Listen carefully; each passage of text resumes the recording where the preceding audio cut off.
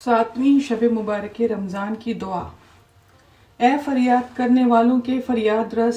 اے درد مندوں کی بے چینی دور کرنے والے، اے بے چارہ و پریشان حال لوگوں کی دعا سننے والے، اے بڑی سے بڑی تکلیف کو دور کرنے والے، اے رحم کرنے والوں میں سب سے زیادہ رحم کرنے والے، حضرت محمد اور آل محمد علیہ السلام پہ رحمت نازل فرما اور میرے رنج و غم و علم کو دور کر دے،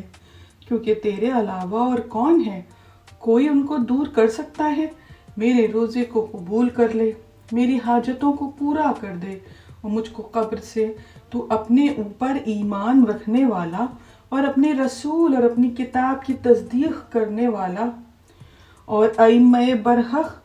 جن کی اطاعت کا تو نے حکم دیا ہے ان کی محبت کے ساتھ اٹھانا۔